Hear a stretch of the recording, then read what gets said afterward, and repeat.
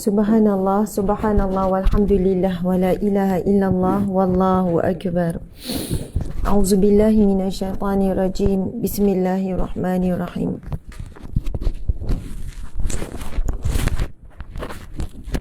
Alhamdulillah, alhamdulillahi rabbil alamin. Wassalatu wassalamu ala asyrafil anbiya'i wal mursalin wa ala alihi wa sahbihi ajma'in. Alhamdulillah, apa khabar semua muslimin muslimat yang dihormati, yang dikasihi. Moga-moga kita dalam rahmat Allah, kasih sayang Allah, pengampunan Allah.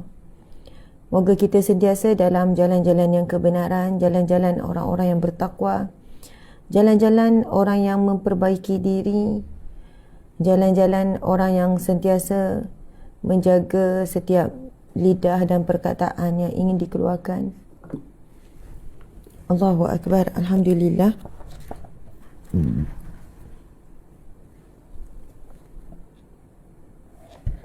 Subhanallah, alhamdulillah, muslimin muslimat yang dirahmati Allah sekalian. Muraqabah.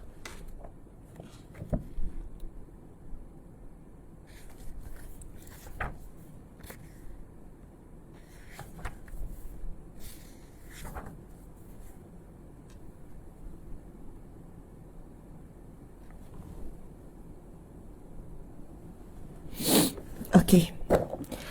Alhamdulillah, hari ini hari Jumaat yang barakah.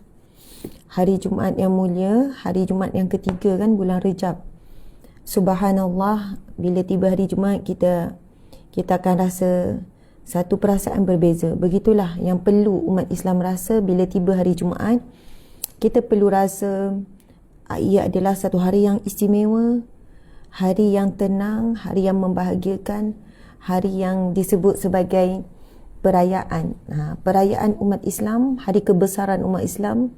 Dan tidak salah jika bila tiba hari Jumaat kita memperbanyakkan sedekah, memperbanyakkan zikrullah, memperbanyakkan amal soleh. Bukanlah kita ini memilih-milih ya, untuk hari Jumaat saja, hari lain biasa-biasa. Namun kita kan sebagai manusia agak mustahil. Kalau mampu itu sangat bagus. Tapi agak susah juga kita nak maintain setiap hari sama amal soleh, amal ibadahnya. Dan adalah jauh lebih baik bagi kita yang melipat gandakan amal soleh, amal ibadah pada hari Jumaat berbanding orang yang semua harinya sama termasuk hari Jumaat. Begitulah, jadi pandai-pandailah kita seimbangkan. Tetapi tidak salah ya bila hari Jumaat saja kita melebihkan hari lain. Bukan bermaksud melalaikan hari lain, tetapi ia menjadi satu motivasi lah pada kita. Kan bila sebut hari Jumaat, ini hari Jumaat lah, hari Jumaat. Bukanlah bermaksud bila hari Jumaat, wah seronoknya esok dah cuti, esok dah tak kerja, hari ni hari last kerja. Bukanlah keseronokan hari Jumaat tu kerana hari ni last kerja, tetapi kegembiraan dan kebahagiaan bagi orang mukmin itu kerana memang disebutkan dalam beberapa hadis Nabi yang sahih, bahkan di dalam Al-Quran juga disebutkan hari Jumaat ini, subhanallah, adalah hari yang istimewa. Perintah khusus yang tidak ada pada hari lain melainkan hari Jumaat.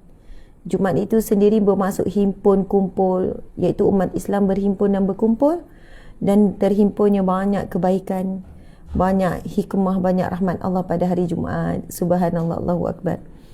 Jadi Masya Allah, alhamdulillah muslimin muslimat, kita masih lagi celik kan, kita masih lagi diberikan Allah keizinan untuk membuka mata kita, keizinan untuk kita hidup hari ini. Subhanallah. Kadang-kadang kita tidur dalam keadaan tidak berfikir kan, maksudnya tidur je lah. Ada waktunya macam malam tadi saya sebelum tidur fikir, bangun tak pagi besok ni, Allah kejutkan tak ni, kan datang fikir macam tu. Bernyawa lagi tak besok ni, Masya Allah. Bila terfikir begitu, tuan-puan sekalian, kita bila bangun, kita bangun dengan syukur. Kita akan bangun dengan syukur. Ustaz, ada ni ke tisu? Sorry Ustaz. Kita akan bangun dengan syukur. bila kita tidur dalam keadaan merasakan bahawasanya kita ini tidur ini ibarat seperti mati yang sementara kan, mati yang sementara, mati yang sekejap. Dan itu disebut dalam firman Allah Subhanahu Wa Taala berkenaan dengan perihal sesungguhnya orang yang firman Allah, mafhum firman Allah, orang yang tidur itu yang mana rohnya itu bertemu dengan roh orang-orang yang mati.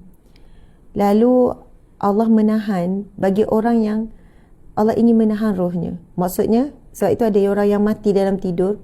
Maksud Allah menahan rohnya untuk kembali kepadanya. Dan Allah melepaskan untuk kembali kepada jasad tu supaya dia terus hidup. Masya Allah, itu yang berlaku setiap kali kita tidur, muslimin-muslimat. Allahu Akbar. Dan Ibnu Abbas menafsirkan firman Allah ini dengan mengatakan bahawasanya apabila kita tidur ni, roh kita dan roh si mati saling bertemu. Sebab tu kita boleh mimpi jumpa arwah ayah, arwah emak, arwah siapa-siapa kan. Itu berlaku dalam keadaan tidur, tidak berlaku dalam keadaan kita jaga. Masya Allah, muslimin muslimat.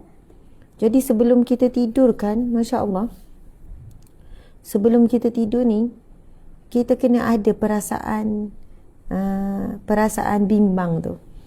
Bimbang, ya Allah, bangun tak ni esok ni? Ya Allah, kan terus tidur tak bangun-bangun ni. Masya Allah, membuatkan bila kita ada perasaan macam tu sebelum tidur, kita akan Astagfirullah. Lepas tu minta maaf dengan suami. Bang, minta maaf banyak-banyak ya. Okay. Suami pun minta maaf dengan isteri. Lepas tu minta maaf dengan anak-anak. Salam. Okay. Maksudnya orang yang buat persiapan untuk mati sementara, insyaAllah akan buat persiapan untuk mati yang sebenar.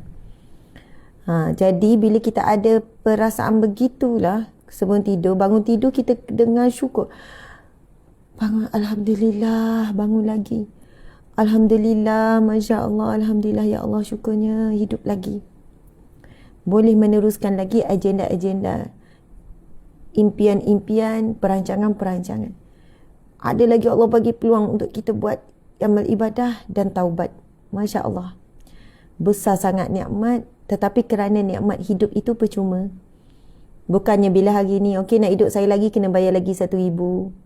Ataupun malam tadi contohnya, okey nak hidup lagi besok, bayar. Esok hari Jumaat nilainya 1,000. Contoh kan, kena bayar. Mungkinlah kita kata, 1,000 ni nak hidup hari Jumaat ni, Jumaat mahal sangat ni. Tapi sebab hidup itu pun percuma Allah bagi. Nyawa itu Allah bagi percuma, tanpa bayaran. Subhanallah. Maka kita kurang menghargai hidup. Bagi yang telah mati tu, mungkin mereka, ya Allah, sedaya upaya nak mengatakan bahawasanya betapa kita beruntung kerana masih hidup, masih dapat meneruskan kebaikan-kebaikan. Masya Allah, Allahu Akbar.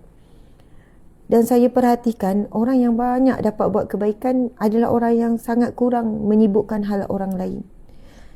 Dia kurang menyibukkan dirinya dengan hal orang lain, maka dia disibukkan dengan menguruskan halnya lah. Hal dia, hal anak-anak, hal kerja, hal buat-buat kerja kebajikan. Dia fokus. Manusia tu kalau tak fikir hal dia, dia fikir hal orang lain. Dua je kan. Jaranglah kau nak fikir pasal binatang ke. Ni kenapa susah hati ni? Fikir pasal bukit bukau. Jaranglah. Pasal sungai, fikir juga kan. Pasal sungai itu kalau orang yang bekerja dalam bidang environment kan.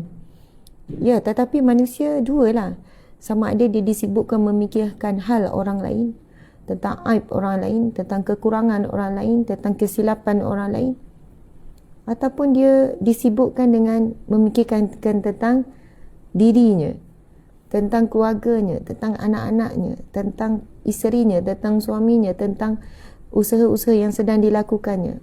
Masya Allah. Jadi tuan-puan sekalian, bila kita scroll FB, bila kita nampak apa-apa kan, sebab itu hadis yang bakal kita bicarakan hari ini memang hadis yang berkenaan. Hadis yang berkenaan. Cuma kita nak, bukan senanglah nak beramal. Masya Allah, Allahu Akbar. Hadis yang berkenaan. Okey, Alhamdulillah, muslimin muslimat yang dirahmati Allah sekalian. Masya Allah. Seperti biasa, kita mulakan majlis ilmu kita dengan bacaan Al-Fatihah 10 ayat awal, 10 ayat akhir, Al-Kahfi. Kemudian asmaul husna. Masya Allah, subhanallah. Okey, alhamdulillah sahabat-sahabat. Allahu akbar. InsyaAllah kita boleh teruskan tekan butang share supaya lebih ramai yang hadir. Lagi-lagi Jumaat yang barakah, kita dapat pahala yang berganda. Kita ajak, kita hadir seorang pun pahala dah besar. Kita tekan butang share ataupun kita teruskan komen, terus bagi emoji, engagement semakin naik. Kan tulis-tulis komen tu, Masya Allah, tulis-tulis komen tu sahabat-sahabat, InsyaAllah diberi pahala. Bukan saja-saja kita tulis komen yang baik. Dan di majlis ilmu, kalau majlis ilmu terbuka memang tak boleh bercakap kan, tapi majlis ilmu ni interaksinya begini. Suara okey, semua okey ya, macam mana? Oh, suara tak jelas ya? Okey ya? Semua okey ya? Suara di TikTok pun okey ya?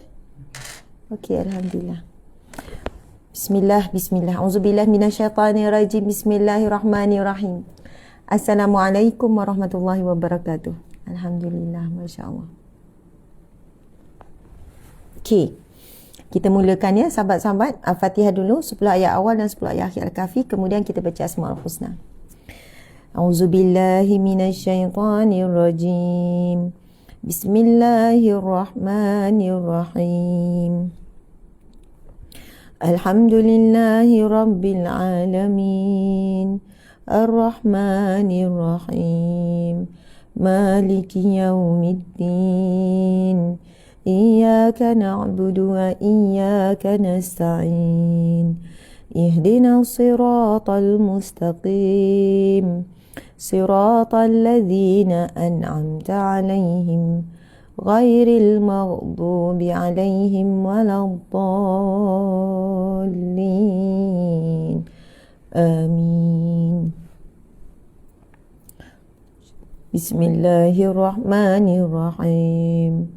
Alhamdulillahilladzi anzala ala 'abdihil kitaba wa lam yaj'al lahu 'iwaja qayyiman liyunzira ba'san shadidan min ladunhu wa yubashshiral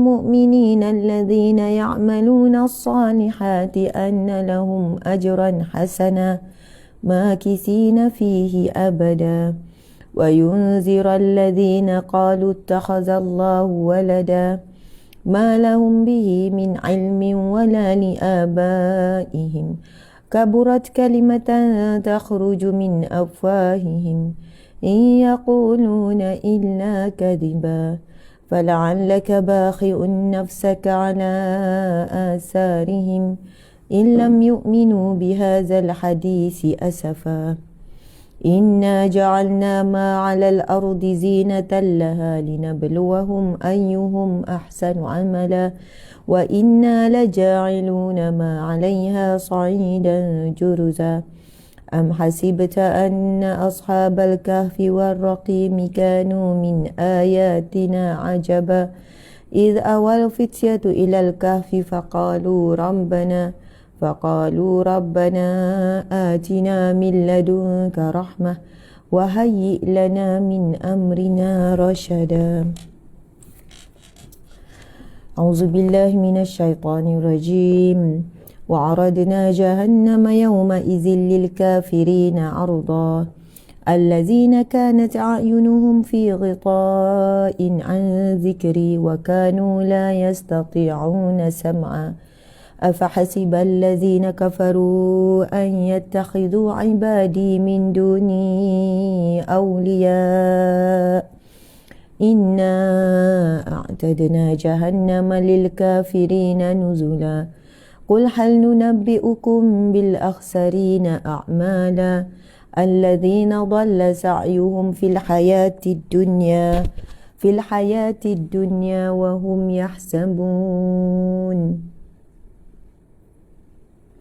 وهم يحسبون أنهم يحسنون صنعا أولئك الذين كفروا بآيات ربهم ولقائه فحبطت أعمالهم فلا نقيم لهم يوم القيامة وزنا ذلك جزاؤهم جهنم بما كفروا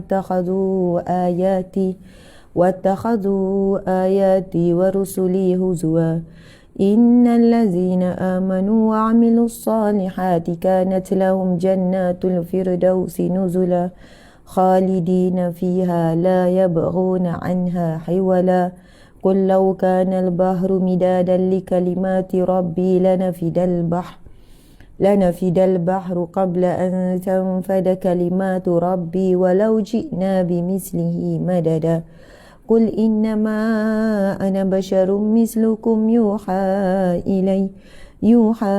إلي أنما إلهكم إله واحد فمن كان يرجو لقاء ربه فليعمل عملا صالحا ولا يشرك بعبادة ربه أحدا. Sadaqallahul Azim.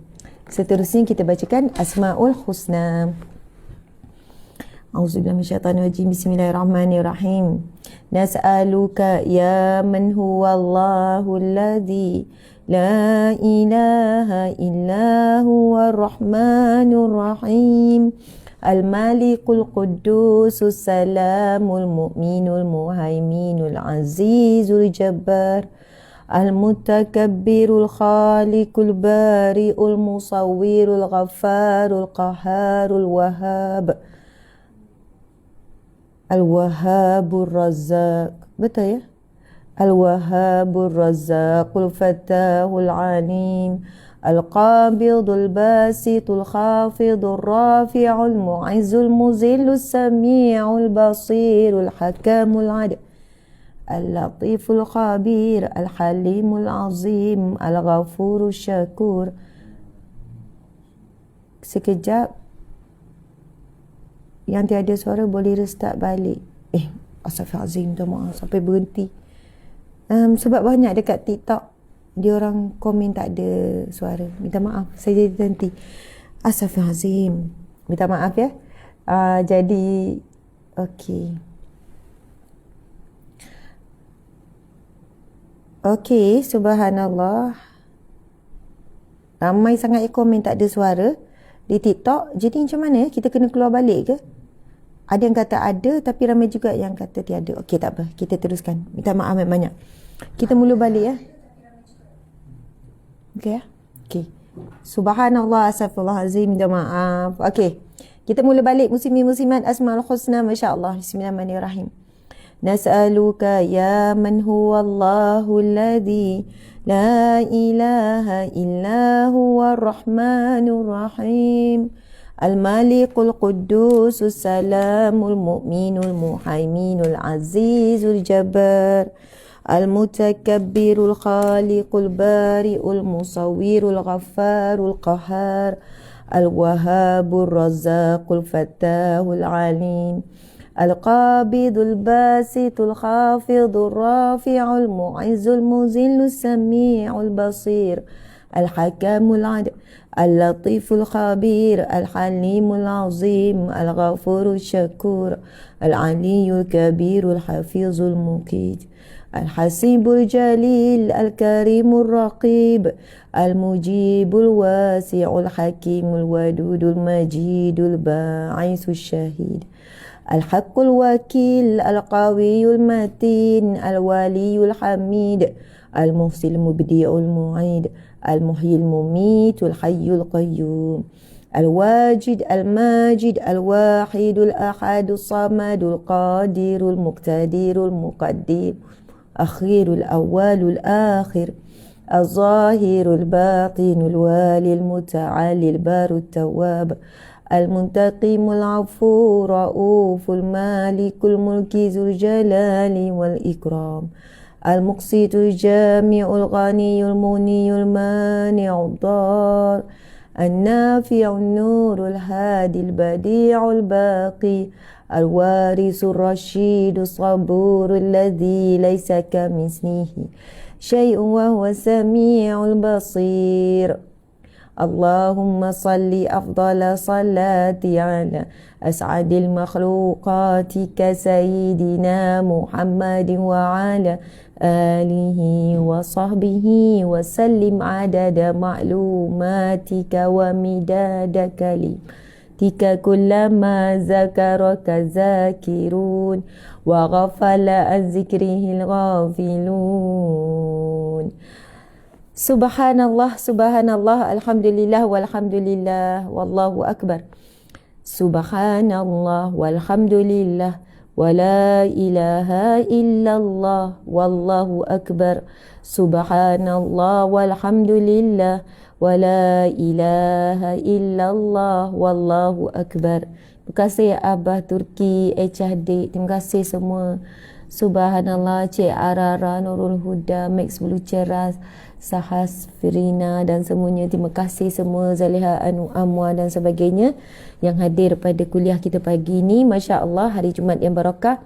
Kita telah membacakan surah Al-Fatihah yang mana Nabi SAW bersabda ia adalah surah yang paling mulia, yang tidak ada yang setara dengannya walaupun di dalam Taurat, Injil ataupun Zabur. Dan disebutkan di dalam hadis Nabi yang lain, Nabi menyebutkan bahawa surah Al-Fatihah itu lahu syifa. Pada surah Al-Fatihah itu baginya syifa, ada kesembuhan, ada penawar kepada penyakit zahir dan penyakit batin. Surah Al-Fatihah itu kalau dikupas, subhanallah, macam dalam tafsir Tok Gurunya Abdul Aziz, ada tafsir khas berkenaan dengan surah Al-Fatihah tentang fadilat, tentang kelebihan, bermula daripada ayat yang pertama, Bismillahirrahmanirrahim, dengan nama Allah yang Maha Pengasih, yang Maha Penyayang, dengan sifat Allah ya Rahman ya Rahim itu, Masya Allah, kita memulakan dan kita melakukan segala perkara. Tuan-puan sekalian, bahkan kalau kita nak tengok telefon, Bismillahirrahmanirrahim, kita nak buat sesuatu, ucap dengan Bismillah, maka bila ucap je sesuatu, mula terus dengan Bismillah, sejuk lah. Tutup Bila kita ucap, memulakan sesuatu dengan Bismillah, perbuatan tersebut akan dapat pertolongan Allah, perbuatan tersebut dapat rahmat Allah, soalannya dia daftar sebagai ibadah. Masya Allah, daftar sebagai ibadah. Mungkin jemur kain itu adalah rutin, tapi bila kita baca Bismillahirrahmanirrahim jadi ibadah. Dan insya Allah kita berharap kepada Allah, walaupun kita tak ucap, kan, kita tak ucap Bismillah, tapi bila kita menyapu terus dapat pahala lah. Tetapi sudah tentu ada beza bila kita menyapu baca Bismillah dengan tak baca Bismillah.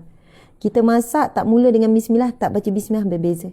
Kan di dalam satu riwayat menyebutkan, barang siapa yang tidak membaca Bismillah di awal perbuatannya, di awal setiap sesuatu, maka ia terputus. Para alim ulama kata terputus apa? Soalannya terputus daripada rahmat Allah, terputus daripada barakah. Jadi Masya Allah, bagi orang yang mukmin, orang yang beriman, orang yang sentiasa sedar dalam situasi yang sedar. Sedar apa? Kita ni hamba. Kita ni hamba Allah. Walaupun dalam situasi apa pun, walaupun kita berada di pejabat sebagai bos ke pekerja, di rumah suami atau isteri, anak ataupun ibu ayah, kita semua adalah hamba. Allah SWT berfirman, "Wa ma khalaqtul jinna wal insa illa liya'budun." Sesungguhnya tidak aku menciptakan jin dan manusia melainkan untuk memperhambakan diri, untuk beribadah kepadaku. Subhanallah. Jadi bila dikupas dalam tafsir Tok Guru Abdul Aziz pun, tafsir tentang Bismillahirrahmanirrahim itu sangatlah banyak, tuan-puan sekalian. Sehingga kan Masya Allah, diterjemahkan setiap para alim ulama ni terjemah setiap perkataan. Ba itu, Simi, Bismi, dengan nama Allah. Dan disebutkan lagi, Tok Guru mensyarahkan lagi, barang siapa yang menyebut Bismillahirrahmanirrahim, terlindung dia daripada melakukan maksiat. Soalannya, mustahil orang yang memulakan sesuatu perbuatan dengan membaca Bismillahirrahmanirrahim, dia akan terjebak kepada maksiat. Kerana dia memulakan perbuatan itu dengan nama Allah. Dengan nama Allah yang Maha Pengasih, yang Maha Penyayang. Masya Allah. Terlindung daripada buat maksiat, dan perbuatannya itu dipermudahkan Allah kerana dia buat dengan nama Allah. Masya Allah, Allah Akbar. Sebab kita sering kali kan, sebab benda yang mudah, menyapu bukan susah kan. Sapu, maksudnya tidak perlu berbanding kalau mungkin kita diminta untuk bercakap di khalayak ramai, preparation tu besar sikit lah. Tapi menyapu rutin harian kan. Tetapi hakikat yang kita perlu sedar, kalau tanpa izin Allah, kita tak mampu menyapu. Kalau Allah tak bagi daya dan upaya, kita tak mampu nak menyapu. Masya Allah. Kalau Allah nak ambil kita punya daya, sekelip mata je Allah beri kita stroke. Lembek terus tak boleh nak bergerak. Nak pegang penyapu, nak angkat jari pun tak boleh. Subhanallah. Sebab itu, walaupun dalam perbuatan yang kecil, kita mulakan dengan Bismillahirrahmanirrahim, maka perbuatan itu menjadi berkat, dapat rahmat Allah, terus jadi pahala ibadah, dapat pertolongan Allah, dipermudahkan urusan kita tersebut, kemudian kita dilindungi daripada keburukan. Masya Allah. Mudah-mudahan ya kita menyapu tak adalah tergelincir jatuh. Siram-siram pokok pun boleh tergelincir dengan air yang kita siram licin kan. Masya Allah. Allahu Akbar. Jadi muslimin-muslimat, kita mula dengan Al-Fatihah yang mana ayat pertamanya dimulakan dengan Bismillahirrahmanirrahim. Itu ayat pertama surah Al-Fatihah. Ayat yang kedua, Alhamdulillahirrabbilalamin. Tapi surah-surah yang lain, Bismillah itu tak termasuk dalam ayat. Surah An-Nas ayat pertamanya adalah Qul a'udzu birabbin nas. Barulah tulis satu. Perasan tak muslimin muslimat? Tetapi satu-satunya surah, subhanallah, ada satu lagi surah kan, yang dimulakan dengan Bismillahirrahmanirrahim. Yang mana Bismillahirrahmanirrahim itu sendiri adalah ayat yang pertama, bukannya muqaddimah. Surah-surah lain, Bismillah itu muqaddimah. Ayat yang pertama, ayat surah itulah. Masya Allah, kita dah mula dengan Fatihah. Kemudian kita mula dengan 10 ayat awal Al-Kahfi. Bismillahirrahmanirrahim. Baca doa minum air kan.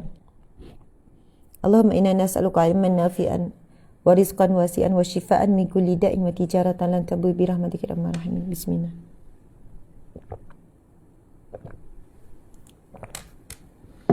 Subhanallah, alhamdulillah, muslimin muslimat. Kita dah baca Al-Kahfi, hadis sahih, Nabi bersabda, barang siapa yang menghafal beramal 10 ayat awal Al-Kahfi, maka dia akan terlindung, akan selamat ia daripada fitnah Dajjal. Sebelum fitnah Dajjal yang besar, keluar dulu Dajjal-Dajjal kecil yang dah ada pada zaman Rasulullah lagi, yang mengaku jadi Nabi dan sebagainya. Hari ini serangan kepada akidah lagi dahsyat. Serangan tu, penyerang-penyerang akidah umat Islam di Malaysia bahkan ada di mana-mana, di pelbagai sektor. Dalam bidang agama, mereka ini ramai yang merosakkan umat Islam atas nama agama, yang memakai topeng agamawan tetapi merosakkan akidah umat Islam, ibadah dan sebagainya. Okey. Yang yang bergerak atas nama politik pun ramai. Yang bergerak atas nama perniagaan pun ramai. Maksudnya mereka ada di mana-mana. Kan? Perancangan Yahudi, Nasrani, Israel, subhanallah, dengan cara yang kita tidak sedar. Subhanallah, Allahumma salli ala sayyidina Muhammad. Jadi, antara amalannya adalah sentiasalah setiap hari, sekali sehari pun alhamdulillah, membaca 10 ayat awal Al-Kahfi. Dan sebahagian riwayat mengatakan 10 ayat Al-Kahfi juga 10 ayat terakhir. Tapi dapat hafal dan beramal dengan 10 ayat awal pun alhamdulillah. Sebab itu yang sahihnya 10 ayat terawal. Kemudian kita baca Asmaul Husna. Allahu Akbar. Allah berfirman, walillahil asmaul husna fad'uhu biha. Bagi Allah nama-namanya yang mulia, maka meminta dan berdoa menyerulah dengan namanya. Maksudnya, bacaan Asmaul Husna ini bukanlah satu perkara yang ringan ataupun perkara yang mudah ataupun perkara yang simple. Maksudnya dibacakan masuk majlis rasmi saja, dibacakan, bahkan kalau orang tu tak hadir majlis rasmi, sebulan tak baca Asmaul Husna. Sedangkan ia ada bentuk perintah Allah di dalam Al-Quran. Itu firman Allah yang saya bacakan tadi tu. Walillahil asmaul husna, bagi Allah nama-namanya yang mulia. Fad'uhu biha, maka memintalah, itu fi'il amal, maka memintalah, maka berdoalah, maka mengadulah.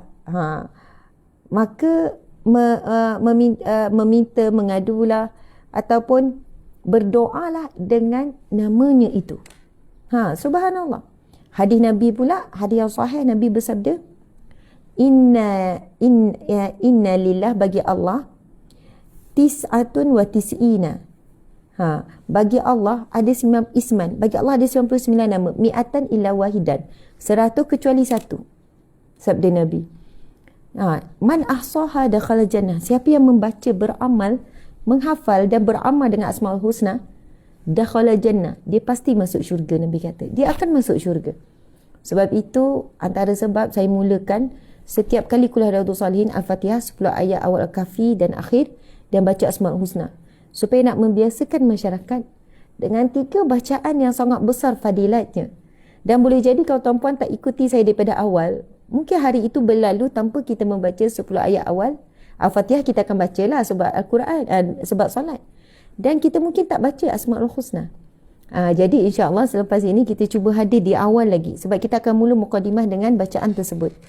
Okey, muslimin muslimat yang dirahmati Allah sekalian, masya-Allah, hari ini kita akan berpindah kepada hadis yang baru. Dan setelah sekian lama kita tak menulis di whiteboard, hari ini kita akan tulis di whiteboard. Sebab hadis ini bukanlah hadis yang begitu panjang, tetapi hadis yang mengandungi hikmah dan ilmu yang begitu banyak. Jadi kita boleh tulis. Sebelum ni hadis tu panjang, jadi dah lama Ustazah tak tulis guna whiteboard sebab hadis-hadis yang panjang. Bila hadis yang pendek, saya akan tulis. Tujuan menulis, tuan-puan sekalian, saya juga menyarankan sahabat-sahabat tulis. Dan ramai juga yang belum mampu beli kitab ni. Jadi mereka kata kalau Ustazah tulis hadis tu, saya bolehlah buat nota tulis. Saya belum mampu nak beli kitab Riyadhus Salihin tu Ustazah. Macam tu kan. Jadi kita meraihkan semualah di kalangan sahabat-sahabat kita. Okey Ustaz, jom kita pindah ke whiteboard.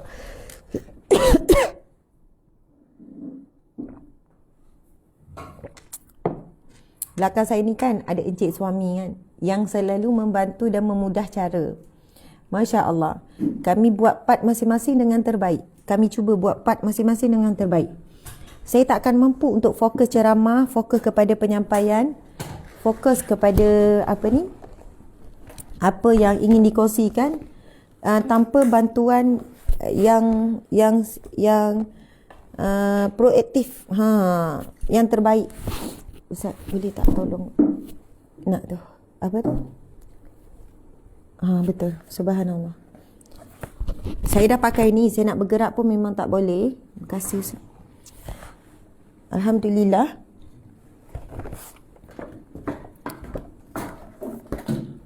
Jadi bila nak kontrol 3 live ni bukan mudah ya muslimin muslimat nak kontrol ni. Kecekapan tu memang kena cekap. Masya-Allah. Encik suami ni dah cekap dah. Sama-samalah kan kita main peranan. Bukan niat saya nak menyuruh suami ke agak-agak suami kan. Sebab mungkin ada orang yang salah faham. Ustazah ni asyik mengarah je suami dia. Suruh buat itu, suruh buat ni. Subhanallah, Allahu Akbar.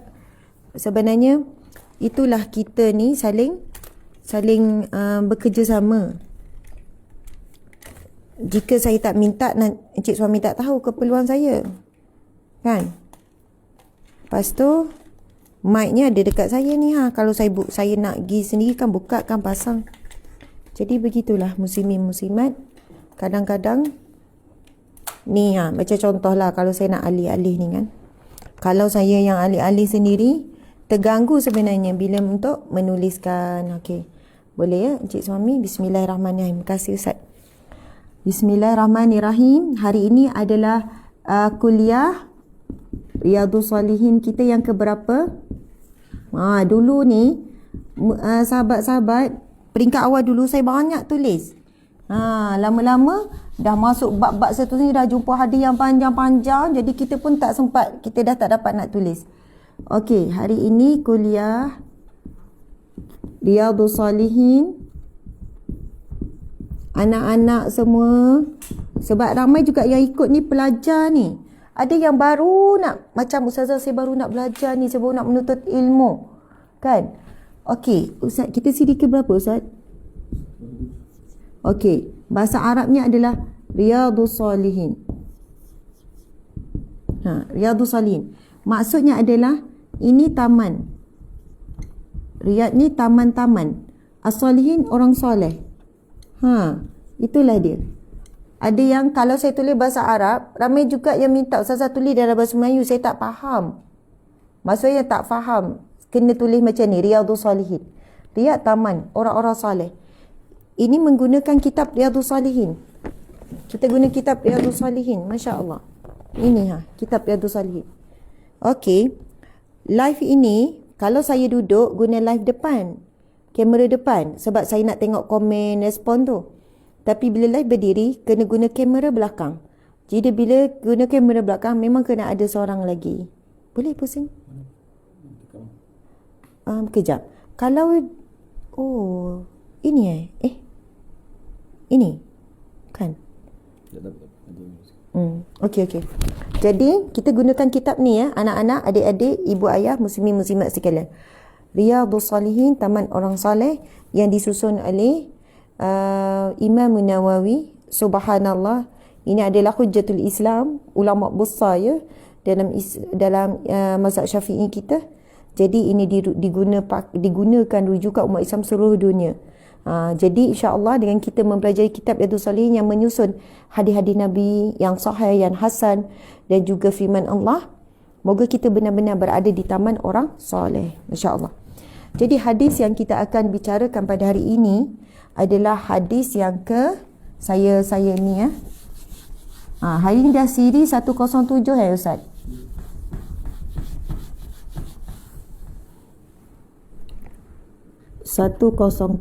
Subhanallah, alhamdulillah. Okey. Muslimin muslimat dimati Allah sekalian, ini adalah hadis yang ketujuh. Hadis yang ketujuh dalam bab hadis yang ketujuh dalam bab apa ni kita panggil muraqabah. Muraqabah ni maksud dia pengawasan Allah.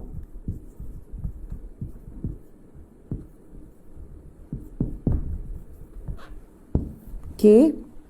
Ia merupakan hadis yang ke-66 dalam susunan kitab Riyadhus Salihin. KRS tu kitab Riyadhus Salihin. KRS juga adalah kuliah Riyadhus Salihin. Itu ringkasan kita ya. Macam mana ni Ustaz kalau ni? Okey. Ataupun diorang ada macam mana tulisan terbalik? Macam mana kita nak buat? Dia kata apa?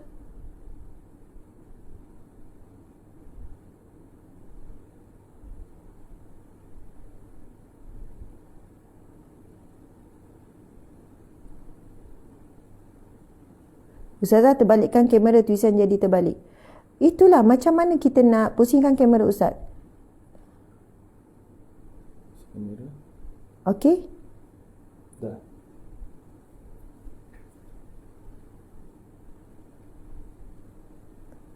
Okey, kalau kita pusingkan kamera, lepas tu dia jadi auto. Ya. Minta maaf kejap ya, dekat TikTok. Okey, muslimin muslimat nikmati Allah sekalian, kita tengok. As-Sabi an Abi Ya'la Shaddad bin Aus radhiyallahu anhu anin Nabi sallallahu alaihi wasallam. Jadi dah. Ada jumpa buta dia. Okey. Anin Nabi sallallahu alaihi wasallam qala. Kita terus pergi kepada qala Nabi ya. Anin Nabi sallallahu alaihi wasallam, kalau nak sebut an Abi Ya'la Shaddad bin Aus radhiyallahu anhu anin Nabi sallallahu alaihi wasallam qala.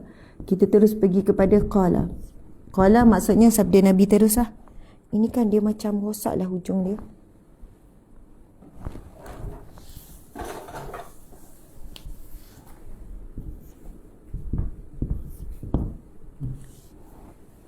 Kadang budak-budak kan. Terima kasih. Okey. Qala al-kayyisu al-kayyisu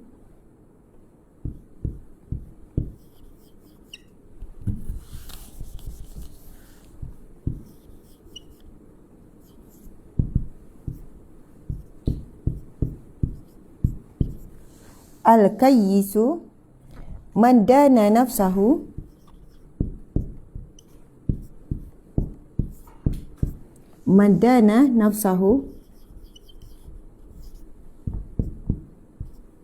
Ustaz, ada tak yang lain? Ini jadi macam ni.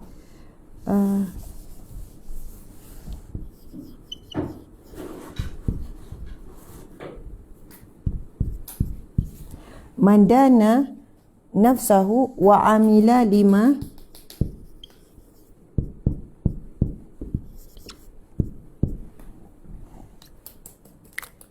tak apa kan, lama-lama okey kan.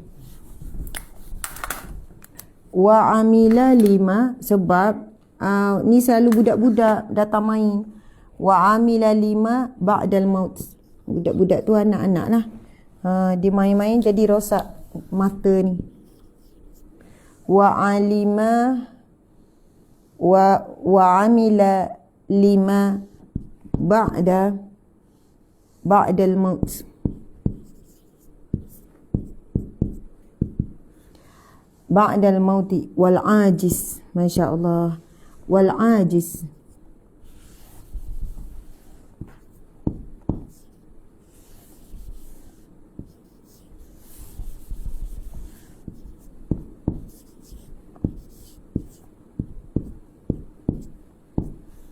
Wal ajiz. Wal ajizu man atba'a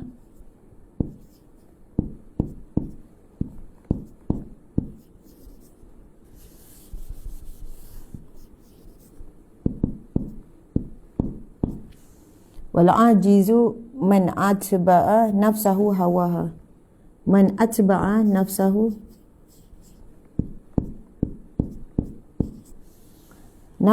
hawaha.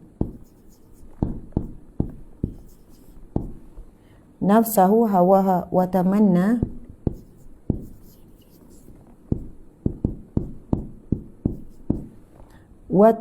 ala Allahil amaniyah.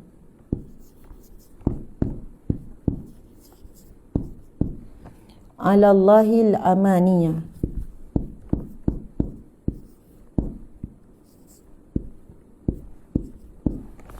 Okey, muslimin muslimat dimati Allah sekalian. Allahu akbar. Muslimin muslimat, ini adalah hadis Nabi sallallahu alaihi wasallam, hadis riwayat Tirmizi, dan ini merupakan hadis statusnya, hadisnya adalah hadis hasan.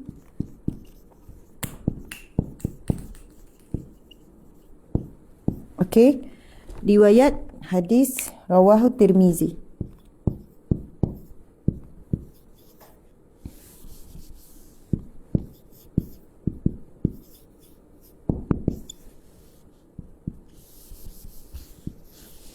Okey, Masya Allah.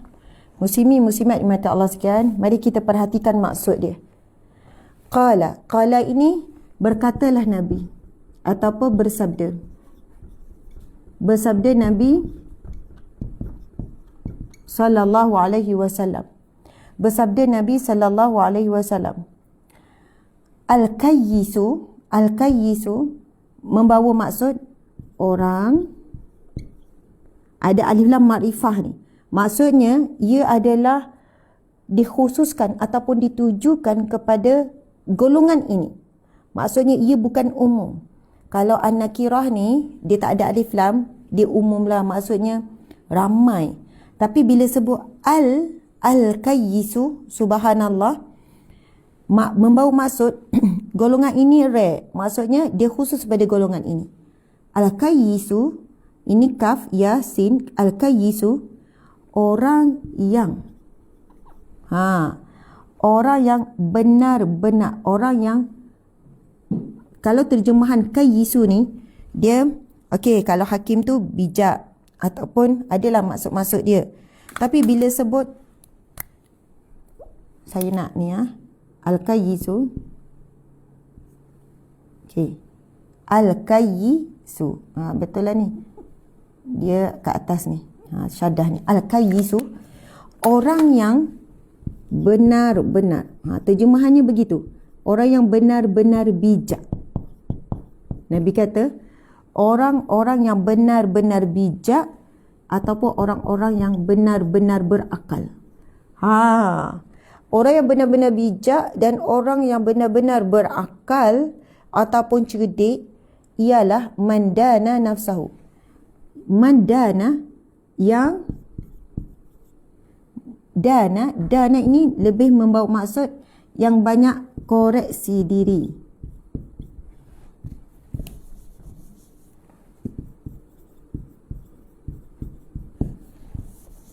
Ataupun, sorry saya ulang-ulang tu bila nampak tulisan tak koreksi, ataupun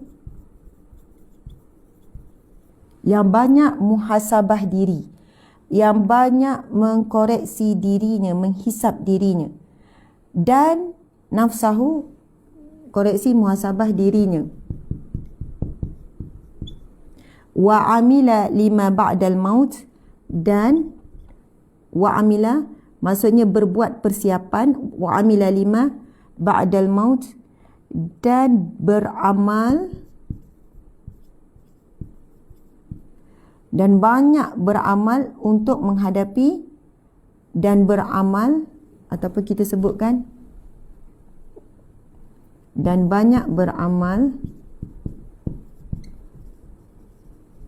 5 dengan dan banyak beramal untuk menghadapilah kat sini, untuk menghadapi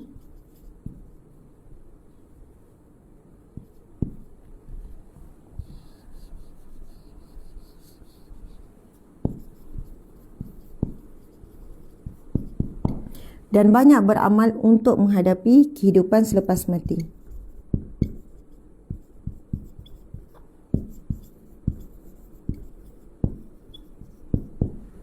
Wal ajizu, dan orang yang lemah,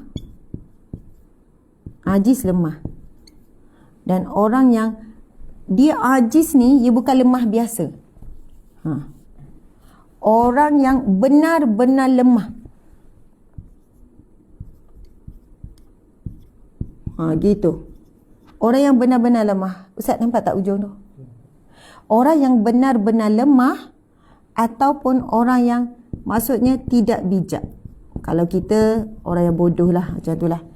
Orang yang benar-benar lemah, sebab memang ditulis ni di dalam terjemahan ni, orang yang tidak bijak, orang yang tidak cerdik. Tapi kalau kita sebut orang yang bodoh lah. Dan orang-orang yang lemah, man atsba'a, orang yang benar-benar tidak berakal, tidak cerdik, tidak bijak, ialah orang yang menjadikan dirinya, man atba'a, orang yang benar-benar lemah, tidak bijak, man atba', yang menjadikan dirinya yang, ataupun okeylah, orang yang benar-benar lemah adalah orang yang menurutkan, adalah orang yang menurutkan hawa nafsunya.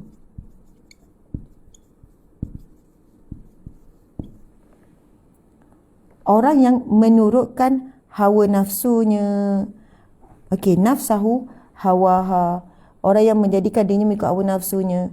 Okey, wa tamanna 'ala Allahil amaniya. Yang ini tuan-puan sekalian, kita kena bagi perhatian, ramai yang terperangkap di sini.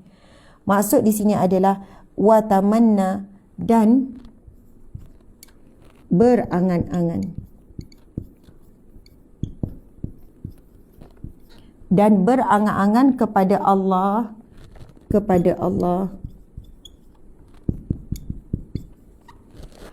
dengan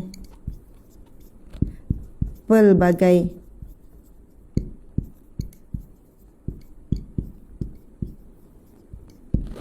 angan-angan.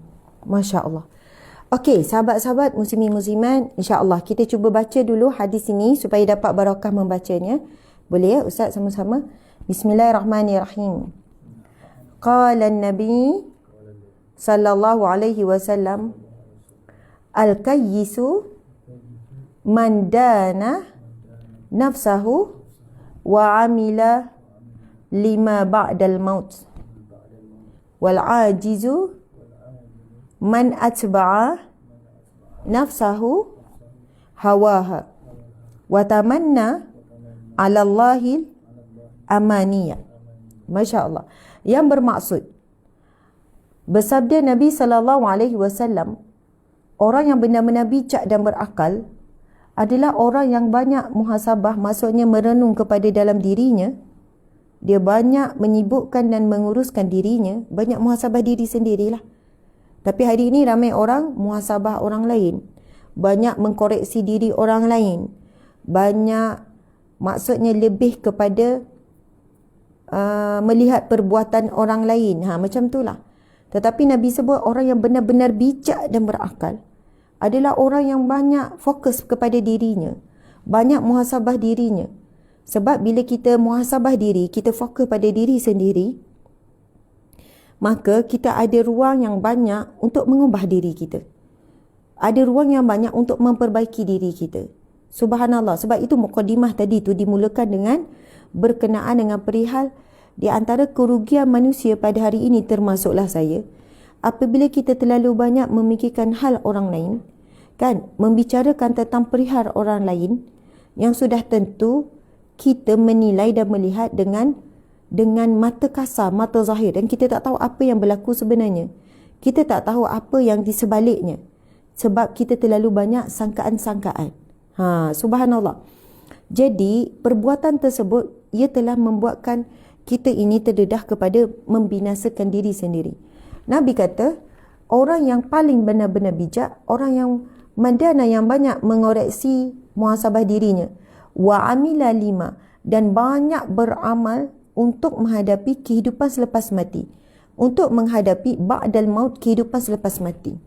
Jadi tuan-puan sekalian, Masya Allah, kita memang perlu buat persiapan untuk kehidupan di dunia sekarang. Memang diminta untuk kita berusaha untuk mengejar dan juga berusaha untuk dapat kehidupan yang baik di dunia. Namun orang yang bijak adalah orang yang lebih memberi perhatian kepada kehidupannya di akhirat. Jadi macam mana kita nak seimbangkan perkara ini? Dalam kita nak kejar kesenangan dunia, tetapi nak letakkan akhirat di depan nombor satu. Jadi tuan-puan sekalian, kita kena pastikan apa yang kita buat, berusahalah untuk memastikan apa yang kita buat tidak melanggar batasan syariat. Lepas tu yang kedua, kita cuba memastikan apa yang kita buat dinilai sebagai ibadah.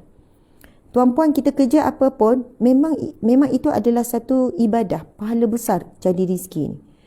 Tapi kita kena usaha tuan-puan sekalian supaya rezeki kita cari adalah barakah. Dengan disiplin kita, dengan amanah, dengan kita buat kerja dengan amanah. Kan, dengan kerja yang tidak bercampur dengan maksiat. Wanita-wanita pergi tempat kerja, jaga aurat.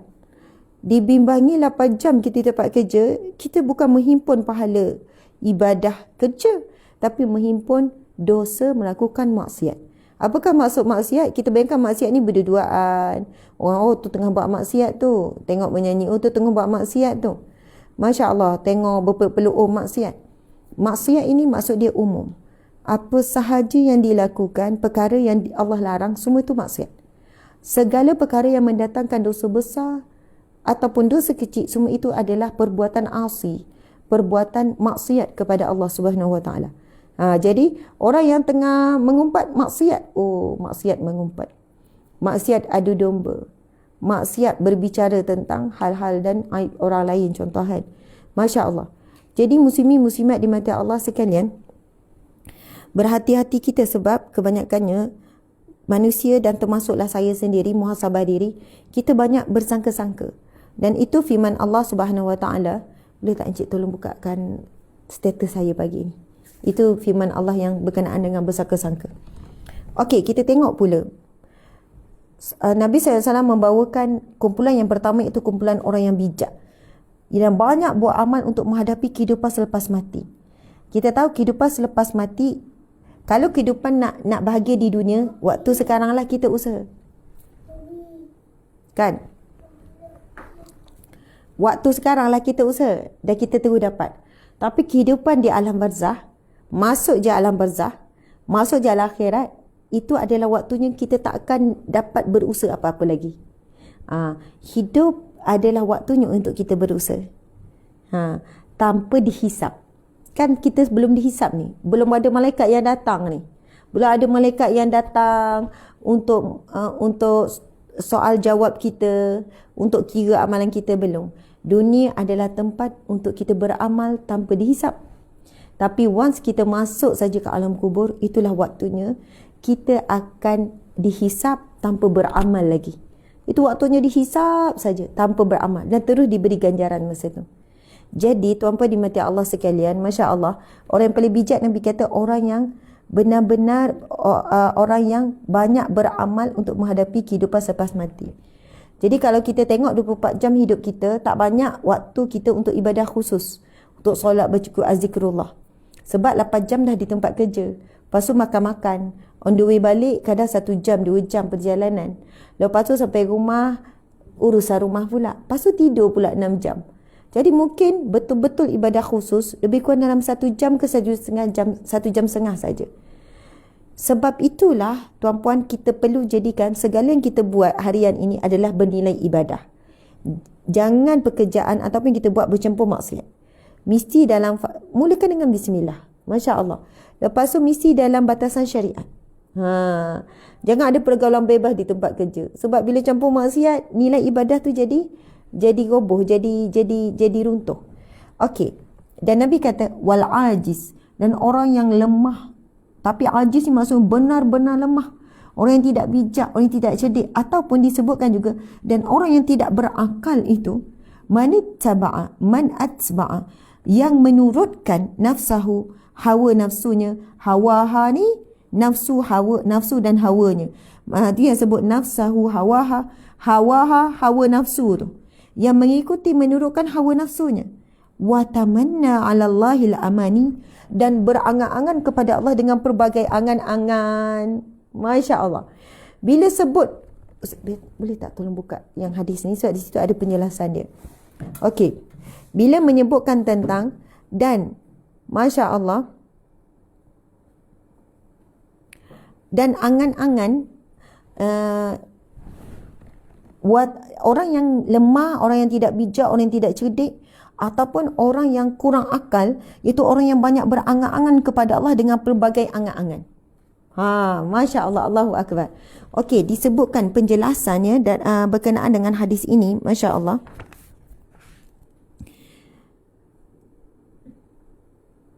Okey, penjelasannya adalah Imam Tirmizi dan ulama lainnya mengatakan bahawa dana nafsahu, okey, al-qayyisu, artinya subhanallah, orang yang lemah itu orang yang meninggalkan ketaatan dan berangan-angan mendapat kemurahan Allah.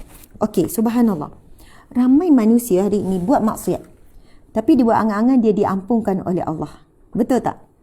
Ramai hari ini orang yang tidak solat, tidak melakukan ketaatan, tapi berangan-angan dapat rahmat Allah. Tapi dengan dia kata Allah kan Maha Pengampun, Allah akan ampuni semua. Masya Allah. Ini saya lihat kadang-kadang pada orang yang masih lagi melakukan kefasikan secara terbuka. Minta maaf ya.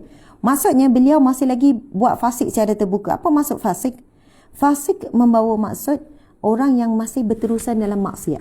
Maksiat ni apa saja larangan Allah. Masya Allah. Contohnya kita boleh lihat secara zahirnya dia pelaku maksiat. Maksud contoh, yelah kalau cakap macam ni kata kita judge, tapi kita bagi contoh. Jangan terasa lah. Ataupun kita katakan bukan di Malaysia lah, di luar negara. Kalau terasa, kalau disebut di Malaysia ni terasa. Ustazah ni asyik nak fire, asyik nak kata orang, asyik sekian-sekian kan. Subhanallah, tuan-puan sekalian, contohnya dia wanita yang belum menutup aurat. Kita doakanlah dia akan menutup aurat dengan baik. Walaupun pendapat dia bahawa pakai tudung itu tidak wajib sekalipun. Lalu dia menyebutkan Allah kan Maha Pengampun. Allah akan ampunkan dosa-dosa kalau kita minta ampun. Allah itu baik. Subhanallah, itu tuan-puan sekalian umpama seperti orang yang ingin berlayar. Dia duduk atas kapal, tapi kapal atas darat. Kapal dah siap. Kapal tapi duduk atas darat. Dengan angan-angan dia boleh sampai ke destinasi dengan kapal tu. Kita katakan walaupun kapal dah ada.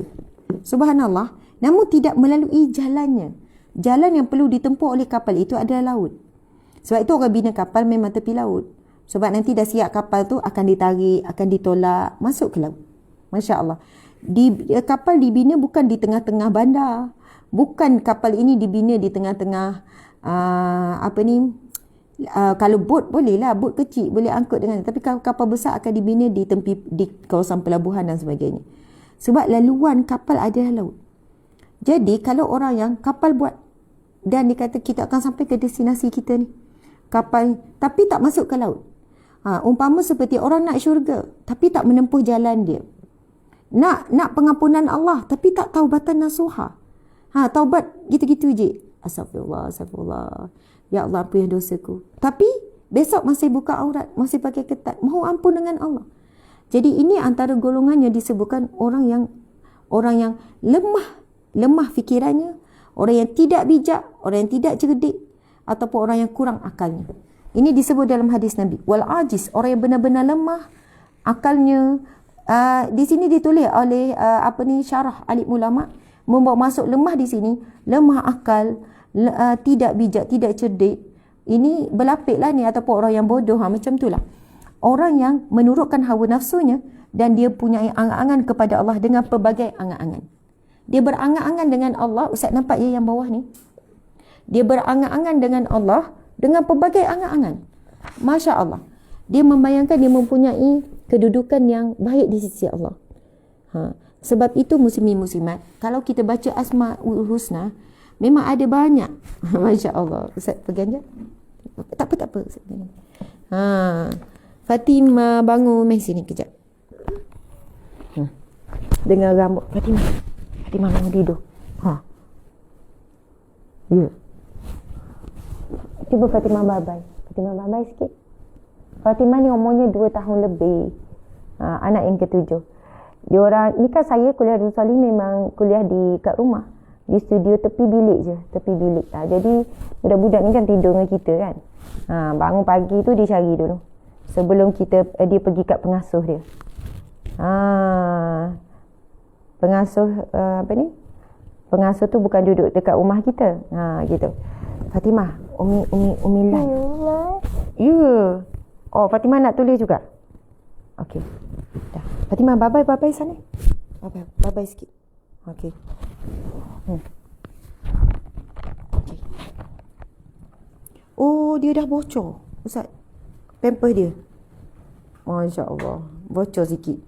Budak-budak bangun tidur. Pakai pampers lagi. Okey. Dan orang yang benar-benar lemah dan orang yang tidak bijak adalah orang yang berangan-angan kepada Allah dengan pelbagai angan-angan. Jadi, tuan-puan sekalian, Masya Allah, disebabkan inilah kita memang perlu sangat menjaga hak-hak Allah ke atas kita. Kita nak apa yang kita harapkan Allah tunaikan, Allah berikan dan sebagainya. Tapi dalam waktu yang sama, kita tidak benar-benar menunaikan permintaan Allah. Kita kan banyak permintaan dengan Allah. Nak sehat, nak rezeki sekian-sekian, nak pasangan sekian-sekian. Semua tu kita minta dengan siapa? Dengan Allah yang Malik, yang Maha memiliki semuanya. Kita minta kasih sayang kan? Ya Allah, berikanlah suamiku seorang yang penyayang, yang ikhlas menyayangiku. Kasih sayang tu daripada mana? Kasih sayang itu sendiri makhluk, tuan-puan sekalian. Kasih sayang itu sendiri makhluk. Rasa rindu, sayang, cinta semua itu makhluk. Sebab Allah saja Al-Khaliq. Bahkan mati itu sendiri makhluk. Itu disebut dalam firman Allah, Allazi khalaqal mauta wal hayata. Allah lah yang menciptakan. Khalaq tu ciptaan. Allah yang menciptakan mati. Perasaan juga makhluk. Subhanallah. Perasaan kasih sayang tu milik siapa? Adakah suami tu? Kalau kita kata, bang, awak kena sayang saya. Awak tunjuk kasih sayang pada saya. Kita boleh minta dengan suami. Tetapi hakikat yang memberikan rasa kasih sayang dalam hati suami untuk menyayangi kita adalah Allah.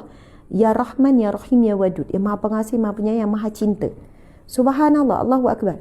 Kalau kita minta dengan anak supaya hormat kita pun, hakikatnya rasa hormat dan rasa taat itu juga datang daripada Allah, berikan ke dalam hati anak kita.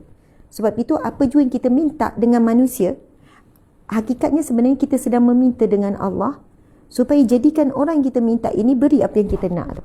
Subhanallah. Tuan-puan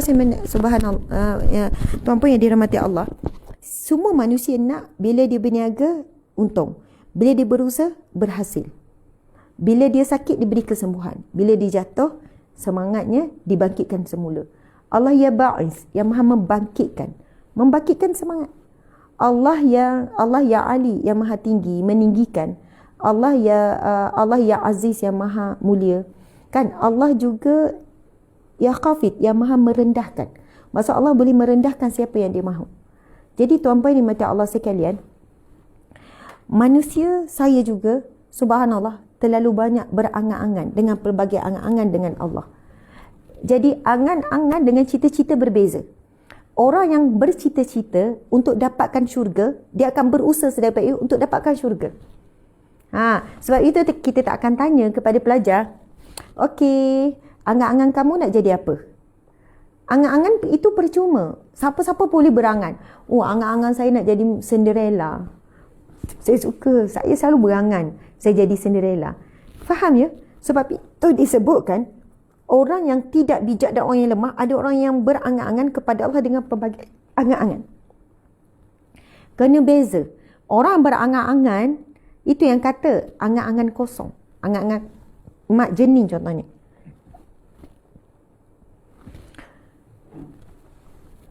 Terima kasih.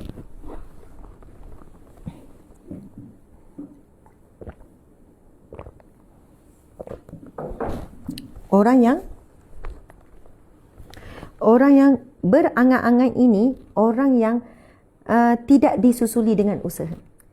Tetapi impian, kita tanya cita-cita apa? Impian apa? Bila sebut cita-cita, kita tahu cita-cita ada sesuatu yang perlu dicapai. Impian juga perkara yang perlu dicapai. Sebab itu bila kita kata, kamu nak syurga tapi berangan je ni. Contoh kan, alim ulama sebut. Ramainya orang yang bukan bercita-citakan syurga, tetapi berangan-angankan syurga. Itu bezanya kita jumpa, ada dua kumpulan yang sangat berbeza. Kumpulan ni nak syurga Allah, nak rahmat Allah tapi amal solehnya kurang. Nak pengampunan Allah tapi tidak taubatan nasuha. Ini adalah golongan yang berangan-angan. Tapi golongan yang kedua, dia memang bercita-cita, impiannya mengharapkan pengampunan Allah, lalu dia taubatan nasuha. Taubat, ada taubat peringkat-peringkat dia. Taubatan nasuha inilah golongan yang diampunkan Allah, yang mana menyesal sungguh dengan perbuatan yang dilakukan dan berusaha untuk meninggalkan perbuatan tersebut. Jadi taubatan nasuha bagi seorang wanita yang tidak solat, dia terus solat, itu membuktikan dia penyesalan. Kalau dia tak tutup aurat, dia tutup aurat. Itu membuktikan taubatan nasuha. Masya Allah. Tak cukup dengan istighfar sahaja. Tak cukup dengan hanya memohon ampun tanpa pembuktian. Sebab itu kita kena bezakan. Kita sekarang ini, adakah hanya berangan-angan untuk dapat rahmat Allah? Ataupun kita memang bercita-cita bersungguh-sungguh untuk dapat rahmat Allah? Adakah kita golongan yang berangan-angankan syurga Allah? Ataupun golongan yang bercita-cita dan berusaha untuk syurga Allah? Adakah kita orang yang berangan-angan supaya selamat daripada api neraka Allah? Sebab ramai orang yang memang tak nak neraka. Siapa yang nak? Tapi dia masih lagi melalui jalan-jalan menuju ke neraka. Belum kuat jaga lidahnya. Belum kuat untuk tidak menyakiti hati saudaranya. Belum kuat untuk memelihara hubungan dalam keluarganya. Hubungan adik-beradik, hubungan dengan ibu ayah dan sebagainya. Masya Allah, Allahu Akbar. Jadi muslimin muslimat, kita perhatikan hadis Nabi SAW yang begitu banyak maknanya. Dan kalau kita rujuk kitab ini, penjelasannya adalah merujuk kepada firman Allah, firman Allah, surah An-Nisa ayat 123 hingga ayat 124. Ada kat sini. Allah Subhanahu Wa Taala berfirman, "Laisa bi amaniyikum wala amaniyi ahlil kitab. Man ya'mal su'an yujza bihi wala yajid lahu min dunillahi waliyyan wala nasira. Wa man ya'mal minas salihati min dzakarin aw unsa wa huwa mu'minun fa ulaika yadkhuluna al-jannah wa la yuzlamuna naqira." Allahu akbar. Penjelasan maksudnya untuk lebih jelas kita merujuk kepada firman Allah di dalam surah An-Nisa ayat 21, 23 hingga ayat 124 yang bermaksud pahala daripada Allah itu bukanlah angan-angan. Masya Allah. Ini yang ramai ni kan, buat sikit rasa pahala banyak. Masya Allah. Kita mudah-mudah je kata, ni dapat pahala, besar pahala ni, ini sekian-sekian. Tetapi orang yang betul-betul mengharapkan pahala daripada Allah, lepas buat ibadah, doa, ya Allah terimalah ibadahku itu ya Allah, moga diberi pahala. Tapi kita ni kan, buat apa saja rasa confirm dapat pahala. Betul tak? Saya pun begitu. Rasa macam confident je, besar banyak pahala ni. Subhanallah. Pahala daripada Allah itu bukanlah angan-angan. Dan bukan pula angan-angan ahli kitab. Bukan angan-anganmu dan bukan angan-angan ahli kitab. Barang siapa yang mengerjakan kejahatan, nescaya akan dibalas sesuai dengan kejahatan itu. Dan dia tidak akan dapat pelindung dan penolong selain pada Allah. Allah sebut jelas, siapa yang mengerjakan kejahatan, siapa yang membuat perbuatan keji, siapa yang membuat perbuatan yang tercela, siapa yang masih melakukan larangan-larangan Allah, dia nescaya akan dibalas sesuai dengan kejahatan itu. dan dia tidak akan dapat pelindung dan penolong selain Allah. Masya Allah, na'udzubillah min zalik, muslimin muslimat. Maksudnya di sini, ramai orang yang buat maksiat tapi dia berangan-angan akan diampunkan Allah. Dia berangan-angan Allah akan kesian dekat dia ke akhirat esok. Tapi Allah sebut siapa yang buat kejahatan, dia pasti akan dibalas sesuai dengan kejahatan. Dan dia tidak akan dapat pelindung dan pertolongan. Dia tak akan dapat. Mungkin dia ingat nanti ada kawan-kawan tolong. Sebab ramai manusia berangan-angan begini, berangan-angan dia membayangkan di mahsyar sana, di mahsyar kelak sebagaimana yang dibayangkan dalam fikiran dia. Dia membayangkan situasi yang mana dia akan diampunkan. Dia berangan-angan situasi yang mana anak dia akan tolong dia, suami dia akan tolong dia. Sedangkan Allah sebut, dia tidak akan mendapat pelindung dan penolong selain daripada Allah. Dan barang siapa yang mengerjakan amal kebajikan, Allah pujuk kita. Siapa yang akan buat kebajikan. Dan sebesar-besar kebajikan ataupun kebaikan adalah kita mentaati perintah Allah dan meninggalkan larangan Allah. Itulah sebesar-besar ibadah, sebesar-besar kebajikan yang kita lakukan. Jadi termasuklah solat dan sebagainya. Baik lelaki maupun perempuan, sedangkan dia beriman, maka mereka itu masuk ke dalam syurga dan mereka tidak dizalimi sedikit pun. Tidak akan dikurangkan sedikit pun. Subhanallah, Allahu Akbar. Allahu Akbar. Muslimin muslimat yang dirahmati Allah sekalian. Hadis yang seterusnya, sebenarnya hadis ini memang ada kaitan juga dengan apa yang kita bincangkan ini. Masya Allah, Allahu Akbar. Ustaz, kita sebenarnya kan nak habis dah. Actually tak kita habiskan. Ni je, hadis yang terakhir dah. Okey, kita habiskan tajuk muraqabah. Sebab besok minggu depan kita dah boleh masuk kepada bab taqwa. Masya Allah, Allahu Akbar. Okey, kita habiskan hadis yang terakhir dalam bab ini ialah, sebab ia ada kaitan dengan apa yang kita apa yang kita bicarakan. Bismillahirrahmanirrahim. Hadis yang ke-8, pendek saja hadisnya. Hadis yang ke-8 dalam bab muraqabah ini, dan ia merupakan hadis yang dalam ini ada tambah lagi satu hadis. Okey. Saya baca je. Ini kita tak tulis. Bismillahirrahmanirrahim. Min husnil islami al-mar'i tarku ma la yu'nihi. Min husni islamil mar'i tarku ma la yu'nihi. Yang bermaksud,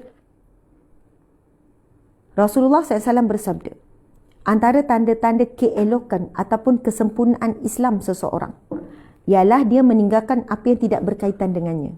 Subhanallah, Allahu Akbar. Okey, huraian hadis, maksud keelokan Islam ataupun kesempurnaan Islam, artinya tanda-tanda seseorang itu istiqamah. Seseorang itu istiqamah dengan Islamnya, dengan imannya, dan dia adalah orang yang tanda-tanda mempunyai kesempurnaan iman ataupun kesempurnaan Islam. Semua orang boleh mengaku dia adalah Muslim. Saya Muslim, anda juga Muslim. Masya Allah. Tetapi siapakah di kalangan kita yang Muslimnya hampir sempurna? Muslimnya terbaik. Jadi disebutkan dalam hadis ini ialah antara tanda-tanda kesempurnaan Islam seseorang ialah dia meninggalkan apa yang tidak berkaitan dengan dirinya. Okey, syarah hadis ini, setiap insan hendaklah menyibukkan diri dengan perkara yang ada kebaikan untuk dirinya di dunia dan di akhirat. Di samping itu, hendaklah dia berpaling daripada perkara lain yang tidak diperlukannya dan tidak berguna kepadanya. Bahkan boleh memudaratkan dan menyakitinya. Setiap insan juga tidak seharusnya menyibuk atau masuk campur dalam urusan orang lain. Sesungguhnya demikian itu merupakan sebahagian daripada kesempurnaan istiqamah. Masya Allah, Allahu Akbar. Jadi muslimin muslimat, Islam ini bukanlah satu agama yang membataskan kita untuk menegur orang lain. Bahkan Islam suruh kita tegur. Kan Islam suruh. Dalam hadis Nabi SAW, man ra'a minkum munkara. Barang siapa yang melihat kemungkaran, keburukan, maksiat, falyughayyirhu biyadihi, maka kena cegah, kena halang, kena tegur dengan kuasa. Kalau ada kuasa. Fa illam yastati'. Kalau kamu tidak mampu nak mencegah kemungkaran, maka tegur dan cegahlah dengan fabilisan, dengan perkataan. Tak ada undang-undang, kita tak pegang undang-undang, kita tak ada kuasa nak jatuhkan hukuman, maka dengan teguran yang baik, dengan nasihat, dengan kata-kata ataupun dengan tulisan. Fa illam yastati', jika kamu masih tidak mampu, fa biqalbi, maka tegurlah dengan hati, iaitu doa, dengan rasa benci akan maksiat yang dia lakukan, bukan benci pelaku maksiat, benci maksiat yang dia lakukan. Masya Allah. Fa biqalbih, maka dengan hati. Wa dzalika adhaful iman, dan itu adalah selemah-lemah iman. Tapi kalau kita nampak maksiat, tak rasa apa-apa, na'udzubillah, seolahnya kita ni tidak ada iman dalam hati. Mesti hati tu ada rasa benci terhadap perbuatan maksiat tersebut, bukan pelaku maksiat, benci perbuatan. Dan dalam hati kita itu ada rasa macam selit doa, ya Allah berilah dia hidayah. Itu ciri-ciri orang, dan itu kewajipan bagi orang beriman. Sebab itu Islam memang satu agama yang tak suruh kita selak kain orang. Orang kata jangan jaga tepi kain orang, kan? Istilahnya jangan jaga tepi kain orang. Tepi kain orang yang tidak terselak jangan jaga. Maksudnya kain elok, aib ada kat dalam. Tapi jika dah terselak dah kain tu, dah nampak dah aurat tu, dah nampak dah aib tu, maka waktu itu Islam adalah agama yang suruh kita supaya membantu orang tersebut boleh jaga aib dirinya. Maksudnya tegurlah, apa yang kamu buat ni sekian-sekian. Kena tegurlah supaya dia tidak terus melakukan maksiat. Jadi tuan-puan yang mati Allah sekian, namun hadis ini juga sebenarnya memberikan peneganan bila Nabi sebut sesungguhnya di antara kesempurnaan keislaman seseorang ialah dia meninggalkan apa yang tidak ada kaitan dengannya. Hari ini, terutamanya media sosial, subhanallah, manusia terlalu banyak membicarakan hal orang lain, melihat keburukan orang lain, mencari-cari kelemahan orang lain. Terlalu mudah mata itu melihat apa yang tidak elok, sekian-sekian. Sedangkan tidak tahu apa perkara yang sebenar yang berlaku di sebalik dan sebagainya. Ini bukan yang melibatkan dosa besar, dosa kecil, tuan-puan sekalian ya. Maksudnya masih lagi dalam fasa sangkaan-sangkaan ni. Jadi kalau perkara itu kita macam rasa kita tak tahu, kita pun tak ada peluang untuk bertanya detail dengan dia, maka kita jangan fikirlah. Benda tu pun tak jelas, tak clear, maka kita jangan jangan menjebakkan diri kita kepada sesuatu yang tidak benar. Okey. Ini adalah hadis yang terakhir.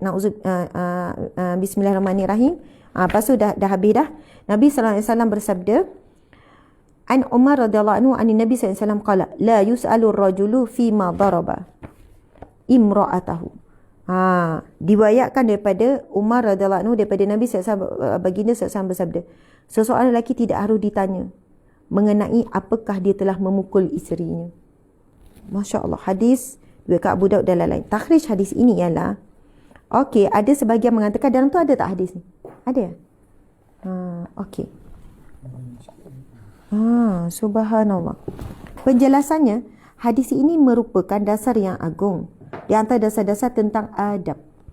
Ditanyakan kepada Luqman, apa pesan yang sampai kepadamu yang dapat kami lihat?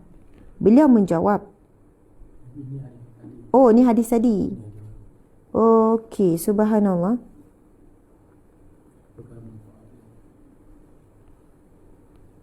Tapi panjang juga kan? Jadi sama minggu depan habiskan ya. Okey, Masya Allah. Cik suami kata habiskan.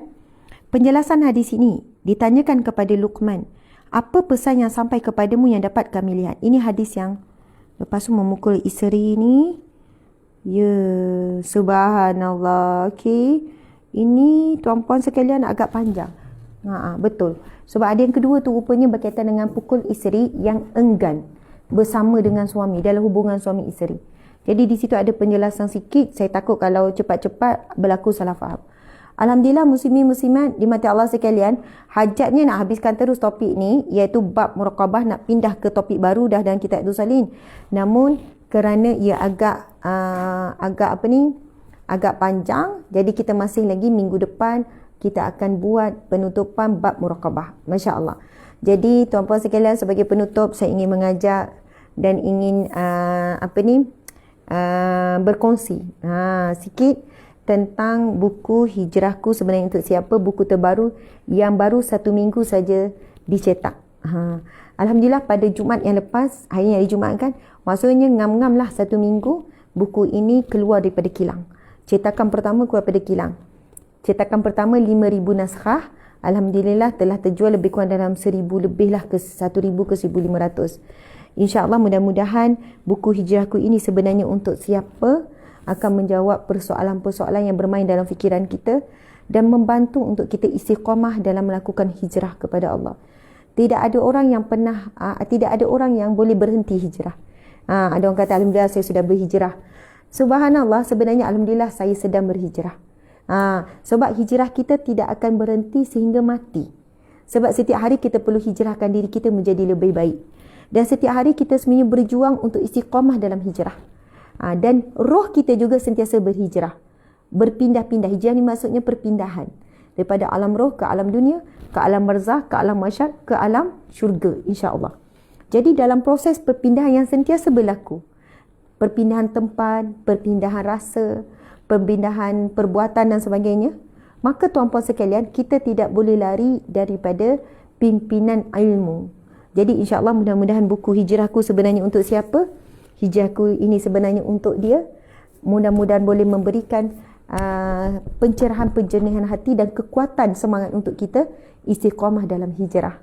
Alhamdulillah, muslimin-muslimat, setiap pembelian daripada buku ini ada satu bentuk saling menolong antara kita. Sebab ia akan membantu kepada gerak kerja dakwah dan amal yang kita usahakan di bawah NGO Sahabat Amal Care, di bawah Yayasan Al-Hijrah dan di bawah Hijrah Sindia Berhad. Masya Allah, Allahu Akbar. Naskah yang terbaru setelah hampir 2 tahun tidak diterbitkan buku di bawah nama saya sendiri, Asma Harun, setelah 2 tahun. Buku yang pertama, Sahabat Dunia Akhirat, yang kedua, Kembara Menuju Allah. Subhanallah, buku yang berbentuk muhasabah diri seperti ini. Jadi alhamdulillah, terima kasih banyak-banyak. Mohon maaf salah dan silap. Wabila taufiq wal hidayah. Assalamualaikum warahmatullahi wabarakatuh. Dan kita tangguhkan kuliah kita dengan tasbih kafarah dan surah Wal-Asr. Bismillahirrahmanirrahim. Subhanakallahumma wa bihamdika asyhadu an la ilaha illa anta astaghfiruka wa atubu ilaih. Bismillahirrahmanirrahim. Wal-Asr. Innal insana lafi khusr illa allazina amanu wa amilu salihat wa tawasaw bil haqqi wa tawasaw bis sabr. Sadaqallahul azim. Assalamualaikum warahmatullahi wabarakatuh.